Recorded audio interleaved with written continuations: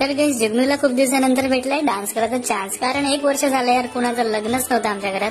आज एक लग्न आहे अश्विन दादाचं आणि तिथे आम्ही आलोय हळदीला. आणि हळदीत विशेष तर नाही पण थोडासाच एकाच गाण्यावर डान्स केला, आपला आवडता गाणं झिंगाट डान्स केला.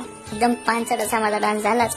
आणि नाचलो नाही तर मजा येतच नाही यार, लग्नात नाचलाच पाहिजे. हा हळदीचा प्रोग्राम झाला आणि दुसऱ्या दिवशी जुगनू रेडी झाला लग्नासाठी. पण इथे इतकी गरमी होत होती यार अकोल्यात, काय सांगू, वातावरण इतकं दमट चाललेलं आहे. त्यामुळे जेवढी तयारी केली पूर्ण घामाने ओलं होत होतं. फायनली लग्नाच्या ठिकाणी मंगल कार्यालयात पोहोचलो आणि इथे आपला सुधांशू भाऊ म्हणजेच फटाका लवर फटाके घेऊन रेडी होता आणि नवरी नवरीची एंट्री झाली आणि फटाके लावले, छान अशी एंट्री झाली. खूपच वेगळं मजा येत होती, कारण इथे गाडी बघा काय सुंदर सजवली यार वैभवदाला जाते सगळं क्रेडिट. आणि इकडे आपले नवरदेव खूपच भारी दिसत होते आणि नवरी पण खूप सुंदर दिसत होती. तर इथे एंट्री झाली, डान्स बेस एंट्रीचा खूप माहोल, एकदम मजा आली एकदम.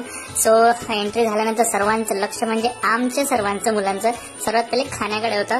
पण पहिले फोटो आणि नंतर फोटो, म्हणजे फोटाकडे नंतर लक्ष देऊ, पहिले फोटो काढूया यार नवरदेव नवरीसोबत. स्पार्कल लावले ते आणि एवढा धुवा झाला होता की इथून लवकर बाहेर निघायला लागला. सगळ्यांचा जीव गुदमारल्यासारखा होता, इथून जातच नव्हता तो धुवा.